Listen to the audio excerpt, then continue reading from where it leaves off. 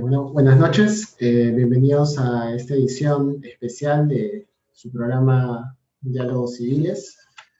Sí, esta noche vamos a conversar sobre un tema bastante actual, bastante interesante, que está vinculado pues a los fraudes bancarios, a la protección del consumidor financiero. Sí, por eso voy a compartir la pantalla. Sí, aquí vamos a conversar sobre esto que en las últimas semanas y meses probablemente se ha vuelto mucho más preocupante, habida cuenta de las medidas de aislamiento, de las dificultades económicas también que existen, ¿no? Ha ganado esto también, este tema que ya de por sí antes del evento pandémico ha generado muchas reflexiones y casos, también ahora ha aumentado. Sí, así que, bueno, vamos a brevemente, digamos, para hacer un marco ejemplificativo, podemos hablar de que existen por lo menos las siguientes circunstancias de casos de fraudes bancarios, ¿no? La clonación, que se da cuando existen dos plásticos, dos tarjetas, circulando a la vez con los mismos datos que presuntamente corresponden también al mismo titular. Entonces, esto, por ejemplo, se puede evidenciar cuando existen operaciones paralelas en lugares alejados, ¿no? Imaginemos que se realiza una operación en Miraflores a las 3 de la tarde con tarjeta de crédito presente, que ahora vamos a explicar a qué nos referimos con eso, y un minuto después se realiza una operación también con tarjeta de crédito presente en San Juan del Urigancho. Eso evidencia que hay dos plásticos que se encuentran circulando, lo que obviamente nos hace estar frente a un caso de clonación.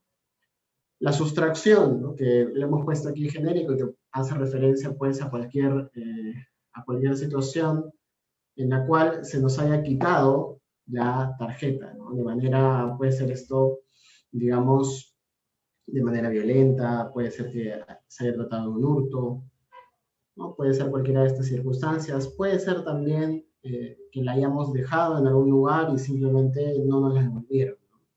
También podríamos encontrarnos frente a esos eventos.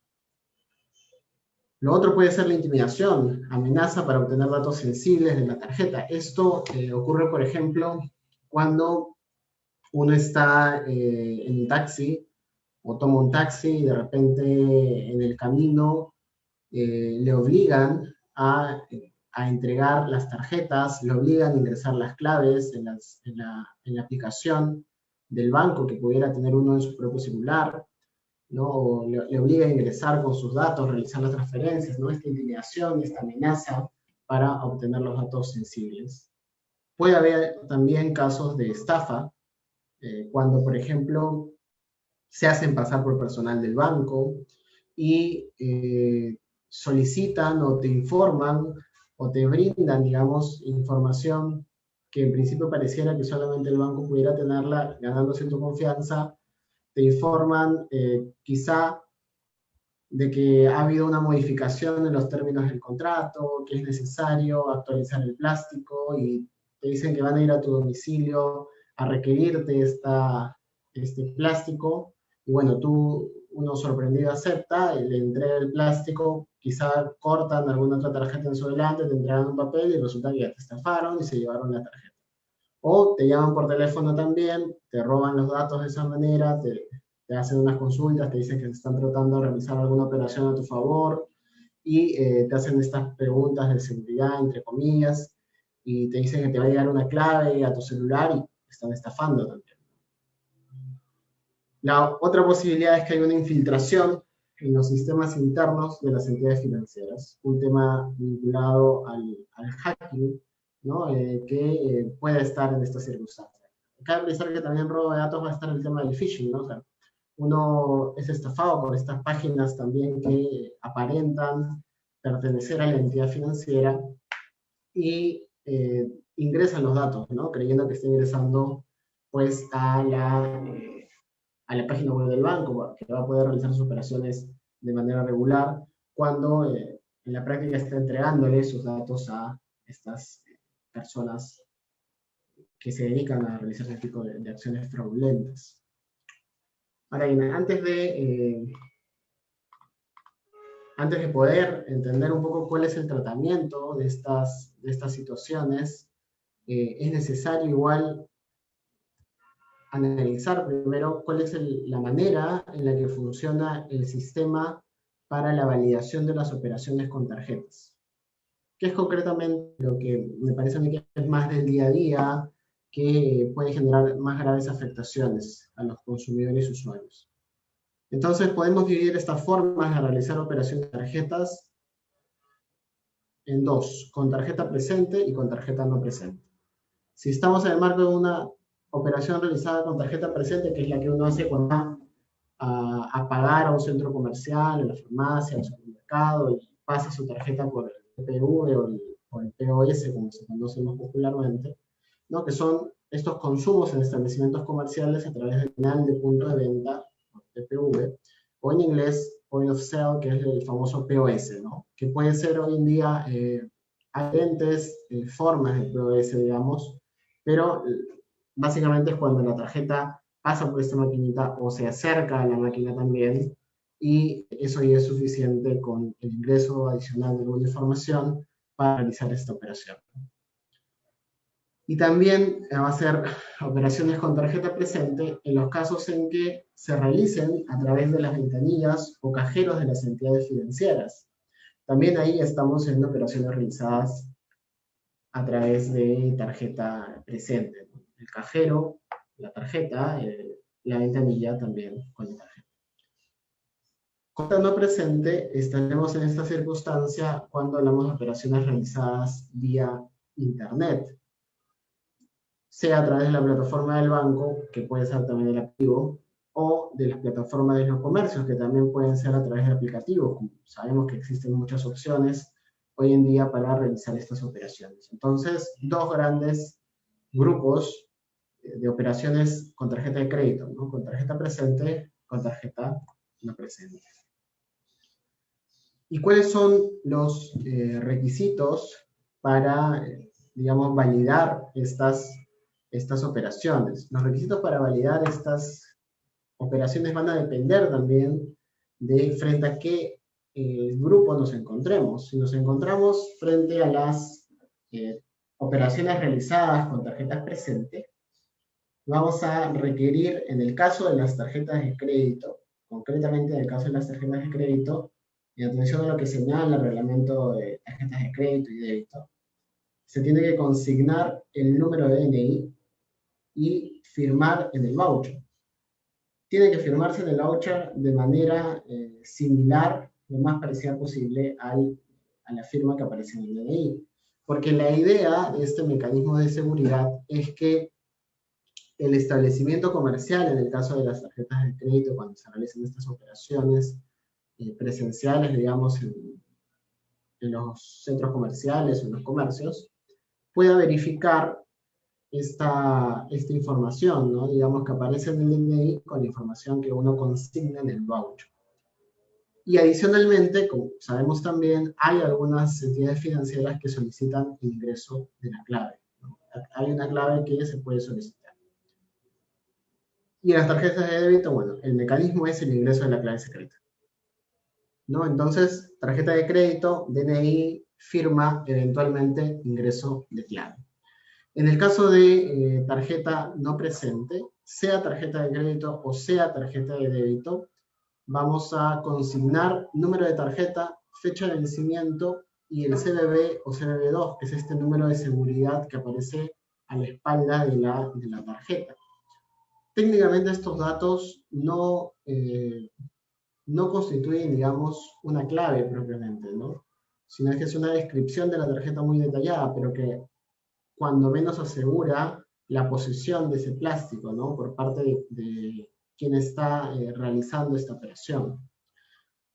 Eventualmente, dependiendo cuál es la vía a través de la cual yo estoy realizando esta operación vía Internet, se me puede solicitar una clave dinámica, que puede ser bien realizada o entregada a través de un mensaje de texto o a través de estos tokens, que hoy en día pueden ser un token físico o puede haber también un token digital.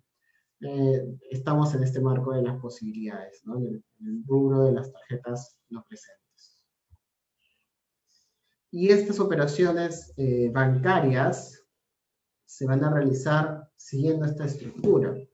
¿Sí? En el caso concreto, digamos, de que yo estoy realizando una operación con un comercio, ¿sí? Que es normalmente lo más común. Entonces, el comercio tiene un terminal, ¿no? Un POS, un terminal de punto de venta, pero este TPV puede ser, por cierto, no necesariamente tiene que ser físico, sino que puede ser también un TPV que es virtual, ¿no? Que se utiliza a través del Internet y que uno puede también llenar ahí los datos, ¿no? Ingresar ahí la data sensible, que en este caso ya no sería pasar la tarjeta, sino llenar esta información que hemos detallado, ¿no? Número de tarjeta, fecha de vencimiento, CBV, CBV2.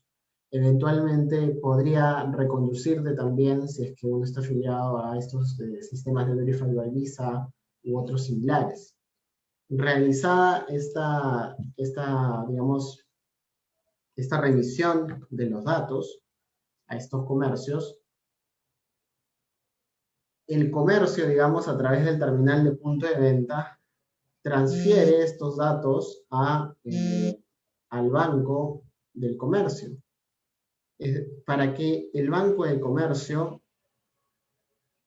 lo remita a su vez al banco del consumidor. Esto de manera bastante simplificada, ¿no? Para no complicar mucho la explicación. De hecho, pasan un montón de otras cuestiones, pero grosso modo, digamos, el terminal de punto de venta transfiere esta información al banco del comercio. Este banco del comercio, sea cual sea, va a transferir la información al banco del consumidor y es el banco del consumidor quien va a verificar que en efecto los datos que se han ingresado en ese TPV sean coincidentes con los que él tiene registrados respecto de su cliente, que es el que está realizando la operación. Y una vez que se da ese visto bueno, por decirlo de alguna manera, una vez que se da ese visto bueno, es que la operación puede recién realizarse válidamente, ¿no? Entonces, se dan cuenta, ¿no? Es una estructura tripartita, por decirlo de alguna manera, ¿no? El flujo va de manera circular, y todo eso ocurre, si se dan cuenta, en segundos, ¿no?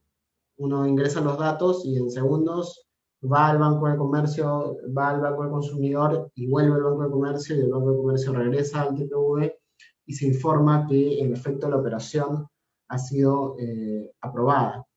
¿Sí? Entonces, esta es la estructura básica, digamos, de esta operación bancaria, ¿no? Estas operaciones que normalmente se realizan.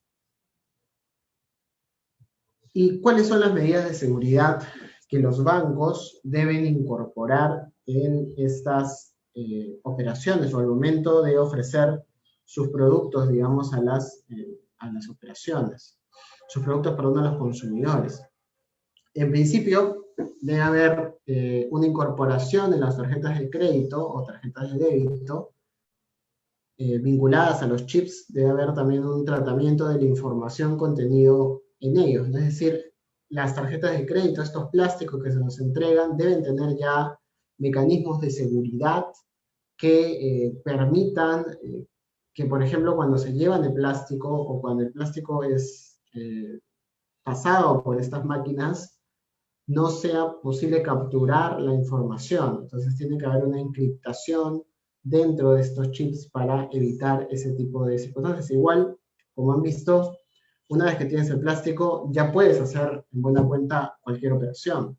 Bueno, respecto de los usuarios, ¿qué medidas de seguridad tiene que cumplir? ¿Con qué medidas de seguridad tiene que cumplir el banco? Tiene que entregar las tarjetas de crédito o tarjetas de débito y las claves de acceso solo al titular de la tarjeta. Esto que ahora es más común, que es que te entreguen el plástico solamente a ti, que eres el titular, salvo que exista una expresión, una instrucción expresa distinta. Tiene que haber expresamente un permiso del titular para que se permita esta entrega a un sujeto diferente al titular de la tarjeta. Esa es una primera medida de seguridad. Otra medida de seguridad es que se permite el cambio de clave al titular.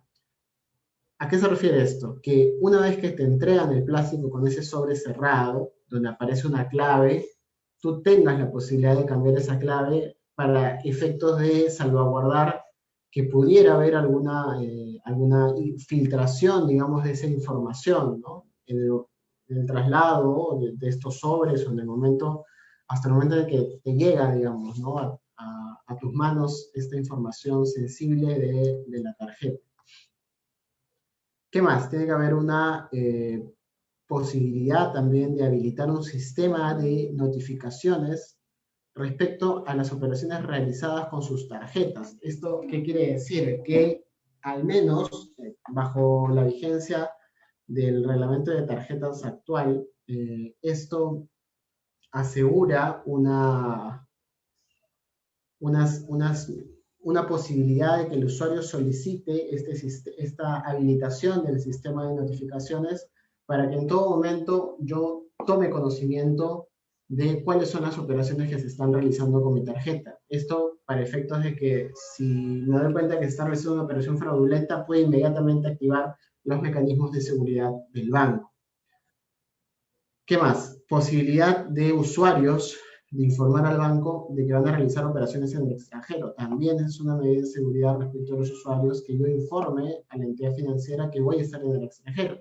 Esto para efectos también de que, por ejemplo, ¿no? Si se realizan operaciones en Perú y puede haber una reclamación, pero yo informé que voy al extranjero. O que en el marco de que yo estoy en el extranjero, el banco, ante la conducta inusual de su cliente, decide congelar o bloquear la tarjeta, ¿no? Debido a esta conducta inusual. El establecimiento también de un monto máximo en caso de micropago viene a ser una medida de seguridad respecto de los usuarios. Micropago es esta figura a través de la cual los bancos, que se ha hecho muy popular en los últimos meses, sobre todo, que los bancos autorizan a determinados establecimientos comerciales para que los consumos se realicen sin la necesidad del ingreso de las claves. Y en atención a que, bueno, de acuerdo al banco, existen los estándares muy probablemente suficientes de seguridad como para darle ese plus, digamos. ¿Qué más? Hay una cuestión adicional que es el tema del monitoreo, de la realización de operaciones. Esto es que las entidades financieras están obligadas a contar con un sistema que detecte las operaciones inusuales, ¿no? O aquellas que correspondan a un patrón de fraude, alertando de esta manera a los usuarios. La inusualidad se va a evaluar en un periodo de tiempo, el patrón de fraude se va a evaluar respecto del momento mismo de la ocurrencia de estas operaciones no reconocidas. Sí, entonces el banco tiene que tener un sistema de monitoreo que le permita hacer frente a estas circunstancias.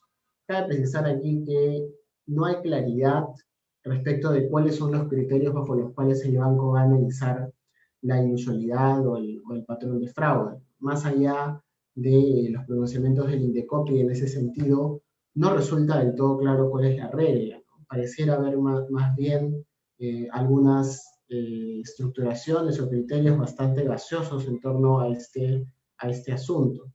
Este también es uno de los problemas que tiene el sistema actual de protección al consumidor financiero. ¿Qué más? Establecer medidas de seguridad en torno al tratamiento de los datos personales que se almacenan en sus sistemas. Claro, ¿no? Ellos tienen toda la información de los clientes con la cual se podría validar cualquiera de las operaciones, ¿no?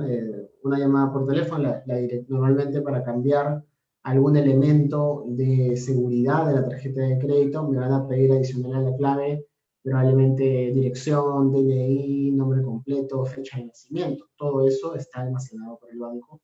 Esa información también vinculada a mi patrón, a todo esto, debe también ser almacenado de manera correcta y tiene que asegurarse que sus sistemas tengan los mecanismos de seguridad necesarios para evitar infiltraciones. Respecto de los negocios afiliados, tiene que asegurarse que estos cuenten con procedimientos orientados a la verificación de la validez de la tarjeta. Sí, esto es, los establecimientos tienen esta obligación, esta carga de verificar, en el caso de las operaciones con tarjeta presente, tienen que verificar que se ingrese este número de DNI correctamente y y la firma que se consigna en el voucher sea también similar, pero similar desde un punto de vista no llegando al nivel de la pericia, porque es evidente, ¿no? Si él está en el comercio, recibe la tarjeta, recibe el voucher, no va a poder verificar ese nivel si la firma, digamos, corresponde o no, pero a simple vista, que es lo que ha dicho en reiteradas ocasiones el Indecopi, a simple vista tiene que poderse ver la similitud, ¿no? Y eso es suficiente. Ahora, si hubiera algún inconveniente, no debería permitirse la realización de esa operación por el comercio, ¿no? El comercio debería decir, no, tu firma no se parece, no, tu DNI no coincide, no puedes realizar esta operación válidamente. Eso es lo que debería ocurrir. ¿No? Entonces, vemos que estas son, en buena cuenta, las medidas de seguridad que los bancos tienen a su cargo, ¿no? Entregas de tarjeta, permitir cambio de clave, todas orientadas a brindar algunos mínimos, que como vamos a ver, no necesariamente funcionan tan bien, pero no en atención a que las medidas de seguridad estén mal estructuradas o no deba solicitar de esto, deban solicitarse muchas más cosas, sino que el problema está en atención a la forma en la que se distribuye la responsabilidad, en la forma en la que se distribuyen los riesgos que existen alrededor de las operaciones bancarias, al menos en el C de Taiwán. Entonces, a ver, este es el marco, digamos, de la responsabilidad frente a operaciones no reconocidas. Ante el rechazo de una operación por parte del usuario, la entidad financiera tiene la carga, tiene la obligación de demostrar la validez de las mismas para no responder, para liberarse. Entonces, en principio, ante el dicho del consumidor, le corresponde a la entidad financiera, al banco, acreditar que sí ha cumplido con las medidas de seguridad que hemos mencionado anteriormente, ¿no? Si demuestra que se han realizado las operaciones con el ingreso de clave, con el ingreso del número de la tarjeta, entonces se libera. Sin perjuicio de ello, hay casos en los cuales, de acuerdo al reglamento de tarjetas de débito y crédito, se ha establecido que no existe responsabilidad por parte del usuario, en ningún caso. Esto es una liberación absoluta y una sanción, digamos, total al operador, al banco. Nótese, antes de explicar este detalle, que esto evidencia cierta intencionalidad de la norma a entender que la regularidad o la mayoría de las reclamaciones hechas por los consumidores son de mala fe. Sí, porque si eso no fuera así, no habría necesidad de poner estas excepciones. ¿No? Sería más bien al revés, ¿no? No hay responsabilidad del banco en los siguientes casos, podría decir, ¿no? El sistema está estructurado de tal forma que se libera a las entidades financieras en la mayoría de los casos y más bien por el contrario se estructura en atención a la presunta mala fe de los consumidores al momento de reclamar este sistema de exención de responsabilidad de los usuarios, prueba de que el sistema presume la mala fe de los usuarios y consumidores en el sistema financiero, lo cual está pues contenido en el reglamento de tarjetas de crédito y débito y que evidentemente genera grandes y graves problemas, teniendo en consideración también el gran poder de mercado, el gran poder de dominio que tiene los bancos, ¿no? Los bancos, en atención a esto, en buena cuenta, tienen una carta libre para no atender de manera tan rápida, digamos, este tipo de reclamos, o más que ello, digamos, para exonerarse, ¿no? Existen muchas formas a través de las cuales las entidades financieras pueden exonerarse. Pero en estas que vamos a detallar, son los usuarios los que pueden liberarse de la responsabilidad. Operaciones realizadas luego de la llamada de aviso de la pérdida, sustracción, robo, hurto o uso no autorizado de la tarjeta. O sea, solamente en ese caso, solamente cuando las operaciones se realizan luego de la llamada que avisa este hurto, ese extravío, esa sustracción, se libera el consumidor de la responsabilidad. Y si no pude llamar de manera inmediata porque, no sé, me encontraba herido o alguna circunstancia por el estilo, eso no es contemplado por la norma. Cuando no existan mecanismos para alertar al banco de la sustracción o pérdida de la tarjeta. Aquí, evidentemente hay una responsabilidad porque el banco no ha brindado las plataformas, los canales para que el consumidor pueda comunicar el extravío, la pérdida, lo que se ha indicado anteriormente. Cuando exista clonación, en atención pues a que, como ya he explicado, la clonación es bastante grave. Hay dos plásticos circulando, eso no debería ser posible, porque en principio el chip debe encriptar la información de tal forma que no sea posible duplicar el plástico. Pero si lo hay, evidentemente el usuario se libera de responsabilidad. Funcionamiento defectuoso de canales o sistemas para la realización de operaciones, también bastante evidente, ¿no? El cajero no funciona, no puedo realizar las operaciones, o ha habido un mal funcionamiento de la banca móvil, lo que ha ocasionado que mis datos se liberen, ¿no? Cosas por el estilo. Manipulación de cajeros automáticos, cuando se le colocan algún instrumento que altera el cajero automático, por ejemplo, que retiene la tarjeta, algo por el estilo también. Ahí también hay un asunto probatorio, ¿cómo demuestras esa circunstancia? Bueno, es también complicado de hacer de cara del consumidor, porque nuevamente el código parte de la premisa de que tenemos un consumidor de mala fe, un usuario de mala fe. Sumado a todo esto al ya gran poder económico de negociación, poder de dominación del mercado que tienen los bancos. Suplantación de usuario en las oficinas. Va un usuario por otro, el funcionario del banco no se da cuenta que están utilizando el DNI de otra persona y la tarjeta de otra persona, le entrega todo el dinero. Micropago, lo que les decía, ¿no? Estos pagos en determinados establecimientos comerciales que el banco ha autorizado y que por ello mismo, como no requiere tarjeta, el banco asume ese riesgo. Operaciones realizadas luego de la cancelación de la tarjeta o cuando hubiere expirado. También es muy similar al primero. Nótese nuevamente que estas son excepciones a la responsabilidad de los usuarios porque se entiende, de acuerdo a lo que dice el reglamento, que la regla es que el usuario va a responder normalmente por las operaciones no reconocidas. Volviendo a los casos vinculados a fraude, que habíamos visto al comienzo, podemos ver algunas circunstancias aquí, ¿no? La clonación, como se ha visto, sí se logra en este caso demostrar que la entidad financiera va a responder siempre. Si se logra demostrar que hubieron dos consumos paralelos, la entidad financiera siempre va a responder. Es suficiente ello, ¿no? Hay una falla de seguridad muy grande, entonces la entidad responde. En el caso de la sustracción, solamente va a responder la entidad financiera cuando se haya comunicado inmediatamente y si es que se han realizado operaciones posteriores. Pero si las operaciones se realizaron antes de la comunicación y se realizaron válidamente, entonces no responde el banco, a menos que estemos frente a un caso de inusualidad o de patrón de fraude. Entonces son muy restringidas las circunstancias en las cuales, en atención a un robo, a un hurto, a una sustracción, las entidades financieras van a responder.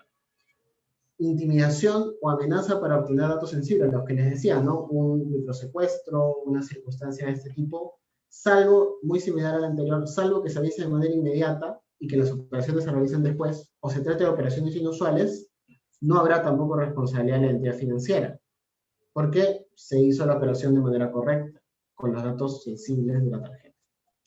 Estafa para acceder a datos, ¿no? Me llamaron, me dijeron que iban a recoger el plástico, lo mismo, ¿no? Si se engaña al usuario para conseguir datos sensibles, ocurre lo mismo que en los dos casos anteriores.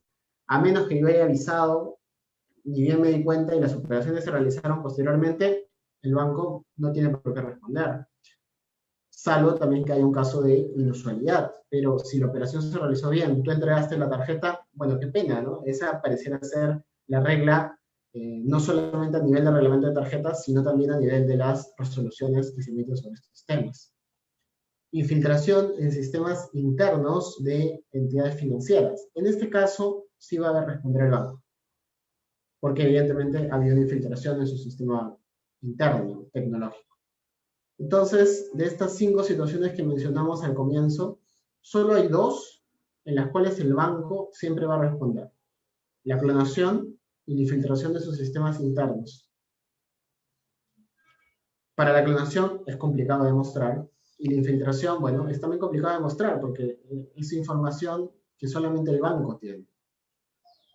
Y los otros 3, como ya he dicho, salvo que nos encontremos frente a un caso de inusualidad, es muy extraño, o que el banco no pueda demostrar la validez de las operaciones en atención a lo que hemos dicho, que también es muy extraño, el consumo y las operaciones van a ser válidas y no va a haber devolución alguna.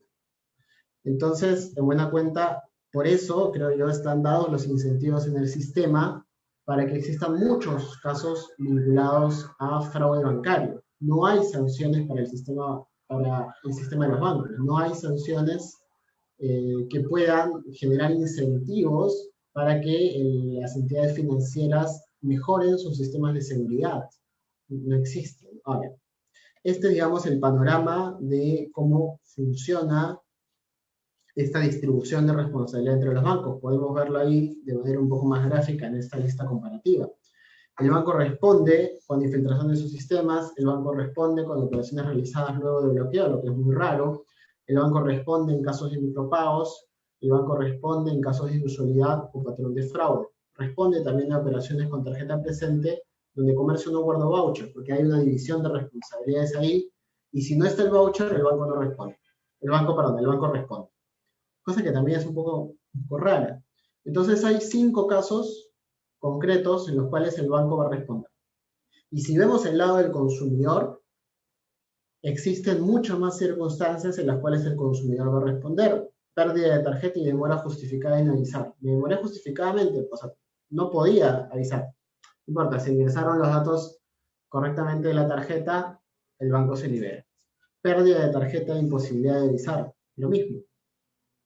Phishing, también. En el caso del phishing no responde para nada el banco, porque uno ha entregado los datos sensibles de la tarjeta.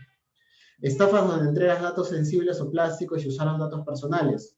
Igual, ¿no? A menos que demuestres que hubo una filtración del banco respecto de la información sensible tuya, o una estafa que involucra a miembros del banco, lo cual es dificilísimo de acreditar, el banco no tiene tampoco por qué responder en esas circunstancias. Operaciones con tarjeta presente donde firma y DNI coinciden, ¿sí? Puede ser que me hayan robado el DNI y la tarjeta, se acercaron a un establecimiento, o como ahora también es bastante común, las mismas personas que te secuestran, las personas que te roban, cuentan con un propio POS, porque ahora es muy fácil tener un POS, y hacen una firma parecida a la que aparece en tu DNI, y bueno, el banco tampoco responde, ni tampoco el establecimiento en ese caso. Operaciones realizadas cuando se robó el celular. Eso también es bastante común. Te roban el celular y a través de los aplicativos que están registrados ahí pueden también realizar estas operaciones, y en principio, como están ingresadas los datos sensibles, tampoco tendrá por qué responder al banco. Salvo, ojo, que hay inusualidad, como ya se dijo. Intimidación o violencia donde se ingresó clave y número de tarjeta. Lo mismo, te intimidaron, ¿no? te hicieron ingresar a tu aplicación, realizar las transferencias. El banco tampoco responde. Cambio de número afiliado y aprobación de operaciones. O sea, el número telefónico que está afiliado es cambiado, se aprueban las operaciones a través de estos cambios de número, y en esos casos también responde el consumidor pese a haber sufrido una estafa. Entonces, todos los casos de estafas, digamos la mayoría de estos, van a quedar a cargo del consumidor. Lo que en buena cuenta es cuando menos curioso, ¿no? Son de las situaciones que en este momento podemos detallar. Probablemente haya muchas más en las cuales, frente a estas situaciones, el consumidor va a responder y no la entidad financiera, cuando la entidad financiera sea probablemente a la cual es más barato asumir estos costos. Y bueno, ¿cómo funciona en otros lugares? Vamos a comparar aquí, sí es cierto, hay grandes diferencias económicas, grandes diferencias de mercado entre la Unión Europea y el Perú, pero vamos a ver un poco cómo funciona su sistema, ¿no? La Unión Europea tiene una directiva, que es la 2015-2366, sobre servicios de pago en el mercado interior, y esta directiva que regula todo lo vinculado a la forma en la que se pagan a través de los comercios, a través de digital, también regula estas circunstancias vinculadas a los pagos no reconocidos, a las operaciones no reconocidas. Entonces ellos establecen que el banco va a responder siempre que el usuario comunique inmediatamente y cuando tenga conocimiento de las operaciones. Ahí en principio se parece a la normativa peruana, salvo dice que existe una justificación para la demora,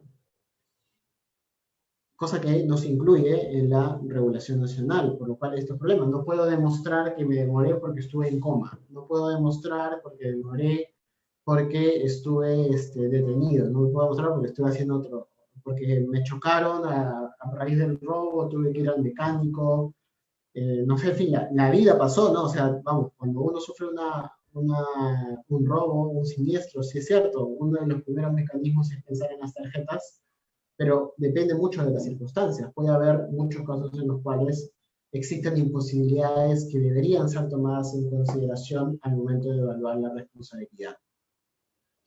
¿Qué más? La devolución de la operación no reconocida se da en el día siguiente hábil de realizada la comunicación. Esto es, una vez que reclama, independientemente de este primer asunto, en el cual se considera, digamos, que el usuario tiene que avisar, y salvo que haya una justificación para que no le haya avisado inmediatamente, independientemente de eso, una vez que uno reclama, la devolución de la operación no reconocida tiene que darse en el día siguiente hábil de realizada la comunicación. Es decir, yo reclamo hoy día, mañana me tendrá que estar devolviendo mi dinero. Salvo que el banco tenga motivos justificados de que hay un fraude, o sea, de que el consumidor no está actuando de buena fe y comunique dicha información a la autoridad nacional, que en el caso español es el Banco de España, por poner un ejemplo, dentro de la Unión Europea, y que en el caso peruano vendría a ser la CBS, el supervisor. Entonces, aquí se dan cuenta en esa regla que aparece ahí, se dan cuenta cómo el sistema europeo está estructurado a la inversa del peruano. En el peruano se presume la mala fe del consumidor. En el sistema europeo se presume la buena fe del consumidor. Por eso se le da esa herramienta fuerte. O sea, se presume que un consumidor no va a reclamar a un banco si es que no tiene una justificación. Probablemente en el 80, 95% de los casos, tanto allá como acá, las personas reclaman porque en efecto algo les pasó, les robaron, en efecto hay una operación que no reconocen. Y si hay una situación de fraude, debe ser muy mínima, ¿no? Habría que hacer un estudio sobre eso para justificar, en todo caso, que en sede peruana tiene sentido considerar que el consumidor actúa de mala fe. Y por ende, el consumidor financiero actúa de mala fe al momento de vinculadas a operaciones no reconocidas. Pero ese estudio no existe, no hay una acreditación de que todas las denuncias son de mala fe. También en atención a que si bien de la revisión de los casos resueltos por Indecopi y las sanciones se puede apreciar que son bastante pocas las sanciones hechas en temas bancarios, esto no responde tanto a que las personas que han denunciado no tengan un fundamento para su denuncia, sino a que el sistema de atribución de responsabilidad, como hemos visto, tiende a proteger al sistema financiero frente a los consumidores, que más bien se presume que actúan de mala fe. Entonces, existe esa regla importante en el caso europeo. ¿Qué más? El usuario solo responderá, dice, hasta por un total de 50 euros, las pérdidas derivadas de la utilización de un instrumento de pago extraviado o robado o de la apropiación indebida de un instrumento de pago. Esto es, me robaron, me secuestraron y me robaron. Si eso pasó, hay una distribución de la responsabilidad. Es decir, no lo asume solamente el usuario, el consumidor que fue afectado, sino que lo asume también la entidad financiera. De tal suerte, ¿no?, que si le robaron o lo extravió y se realizaron operaciones, el consumidor solamente asume hasta 50 euros. Y todo lo que sea superior lo asume el banco. Claro, evidentemente, si se dan cuenta, está nuevamente basado en la buena fe, hay una distribución, es más barato para el banco probablemente asumir estas circunstancias y por eso también se estructura de esa manera. Ahora, evidentemente, ¿no? Si hay un usuario que lo robaron 3 veces en una misma semana y se realizaron operaciones por 40.000 soles y solamente quiere que le reconozcan 200, hay algo que está mal, ¿no? El banco puede también tomar acciones en ese sentido en el caso europeo si es que puede justificar que hay una mala fe. Y acreditándolo no hay ningún problema. O sea, pero se dan cuenta, ¿no? Es más fácil para el banco acreditar que hay mala fe de lo que resulta, en el caso peruano, para el consumidor acreditar que el banco se equivocó. Es muy complicado acreditar que el banco se equivocó. Uno no tiene las herramientas, uno es un consumidor de a pie, que probablemente en la mayoría de los casos tiene una pequeña tarjeta de crédito con una línea bastante poca. Entonces, ¿cómo va a poder sostener esas pruebas que se le exigen? En el cambio, en el caso de los bancos, si quiere demostrar que en efecto un consumidor actuó de mala fe, probablemente sea mucho más sencillo, tiene todas las herramientas a su alcance. Y esto se va a aplicar, evidentemente, salvo que existe un fraude demostrado del usuario. ¿Se dan cuenta? Entonces, el sistema europeo está estructurado de una manera distinta. No se presume la mala fe del usuario, sino se presume su buena fe. Cosa que, como hemos visto, genera consecuencias bastante graves en el caso peruano. ¿Qué podemos concluir de esto? Que el sistema peruano parte, como ya lo dijimos, de la premisa del usuario de servicios financieros tiene mala fe al reclamar por una operación no reconocida. Se presume eso, por eso se excluyen algunos casos en los cuales no va a responder. No se toman en consideración los casos de imposibilidad de brindar aviso a la entidad financiera. Eso para el reglamento, para el sistema no parecía ser relevante. No se toman también en cuenta los casos de robo o hurto o estafa y la necesidad de establecer una responsabilidad compartida con la entidad financiera. Eso tampoco pareciera ser relevante en este caso. No existe tampoco plazo establecido legalmente para la devolución de los montos cuestionados. Claro, tenemos el plazo general de los 30 días para reclamar, pero también tenemos que las entidades financieras pueden extender ese plazo de manera indefinida, conforme lo ha señalado hace no tanto tiempo la SBS en una interpretación de su propia normativa. Entonces, en buena cuenta, te lo pueden entregar en 30, 60, 90, 120 días. Se exige demasiado nivel técnico a los consumidores para reclamar, ¿no? Se les aumenta el umbral demasiado, sin tener en cuenta el poder de mercado de las entidades financieras, que son las que están más capacitadas para detectar los fraudes que puedan existir del lado de los usuarios y consumidores. Por ende, no hay incentivos, digamos, de acuerdo al sistema que hemos descrito, para que las entidades financieras resuelvan sus problemas de seguridad. Por el contrario, el sistema está diseñado de tal forma que las entidades financieras, para decirlo de una forma coloquial, tienen la sartén por el mango en el tema de las operaciones no reconocidas. Tienen todas las herramientas para liberarse de responsabilidad, cosa que genera un gran perjuicio en la mayoría de los consumidores sin que existan bases para ello, ¿no? No hay un estudio, como repito, que pueda acreditar de manera fehaciente que la mayoría de los consumidores denuncia de mala fe. No hay algo que pueda sustentar eso en el caso peruano. Bueno, muchas gracias. Si tuvieran alguna consulta, alguna duda, me pueden escribir, lo pueden dejar también en la página web. Y bueno, si hay alguna duda adicional, la pudieran dejar en los comentarios también. Eventualmente podría hacerse una nueva sesión tratando de acoger esas dudas particulares que cada uno tuviera. En buena cuenta, como se dan, espero que haya quedado claro, el sistema tal cual está estructurado no protege adecuadamente a los consumidores financieros. Por el contrario, genera muchas posibilidades para la exoneración de la responsabilidad de los bancos, incluso en circunstancias en las que los consumidores deberían ser protegidos, ¿no? Esto, nuevamente, porque se parte de esta premisa desde la perspectiva equivocada de la mala fe de los consumidores al momento de denunciar o de reclamar operaciones no reconocidas. ¿Sí? Bueno, muchas gracias nuevamente por estar en esta edición especial de Diálogos Civiles, edición conferencia. y vamos a seguir haciendo estas ediciones especiales cada cierto tiempo para tocar algún tema peculiar que ustedes mismos podrían sugerirnos en los comentarios. Así que muchas gracias y nos estaremos viendo el siguiente lunes. Gracias.